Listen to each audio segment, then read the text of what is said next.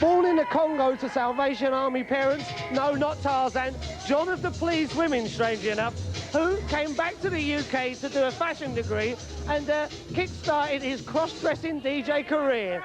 And there's no doubt about it, that boy's got a flair for fashion and a flair for fierce tunes, because he has literally dragged himself to the top of the heap.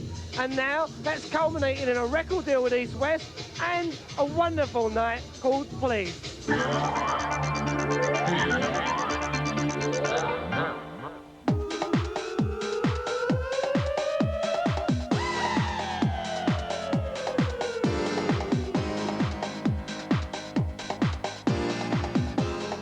We moved back from Africa, the Congo, when I was about 3. My parents have been there for 6 years as missionaries.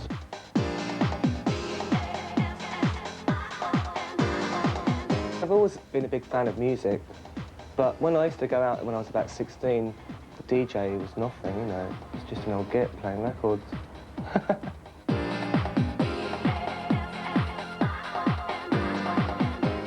When I left school, I didn't really know what to do, you know, and I just thought, because that's quite an effeminate career, to take that one. So I went to London College of Fashion and did 3 years, and I did have my own shop with my ex-boyfriend. After the shop had finished, I went and worked for Rachel Orban. She was just doing one-off things for, like, pop stars, and then she opened up a shop in the Trocadero called Spend, Spend, Spend. And before that, she was with Lee Bowery. She had a shop before. And that was really interesting to see how other people do it, you know. And also, because she was DJing as well, I used to go along with her DJ and carry her records, so that's quite funny.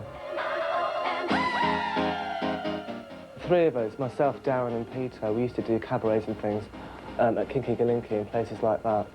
And it was always a bit, you know, laugh. We did really stupid things like the Reynolds Girls, I'd Rather Jack, and we all wore shell suits. You know, it's more of a sort of French and Saunders type drag than a You Better Work It type thing. And the name just came from a friend, the Pleased Women. She had a baby and she said, I swear I've got 2 guts, I'm not a pleased woman. So that's where it came from, and it just stuck.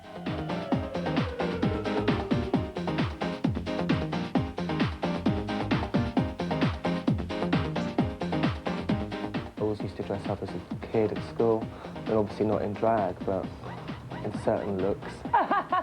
And I like John Galliano's clothes a lot. I've been buying a lot of his things, but, you know, I could wear something by him and put it with a second-hand cape or something. So it's not all like big flashy old designer things.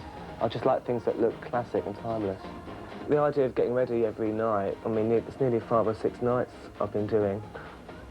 I mean, I suppose it isn't a very good idea really to do it every day, but I love doing it, and you know, I've got myself a routine now where it doesn't take me that long. I can get ready in all in an hour.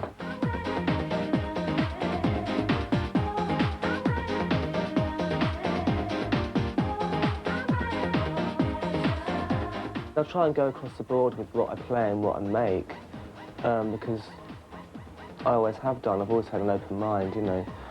I mean, I like moody music as long as it's not down, you know. You can have really moody atmospheric music that's really up and still makes you feel good. It doesn't have to be all Chainsaw Massacre, you know.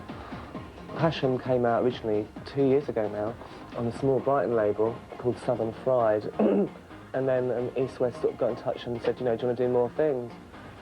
Basically, because I've been so busy, I haven't had a chance really to make any new stuff this year. I mean, I did the track Hammer House of Handbag, which is like the double release with it.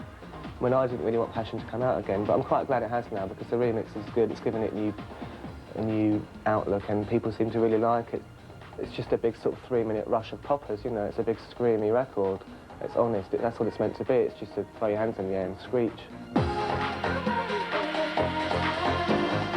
I just like to think that rather than just being a DJ, you know, I'm a person with a personality, and I don't think you should have to hide that. And I think people like it. I mean, obviously they do, otherwise I wouldn't be successful, you know. So I'm glad that I'm giving people something to maybe laugh at and something to talk about. It's good, rather than having nothing to talk about and just being jaded.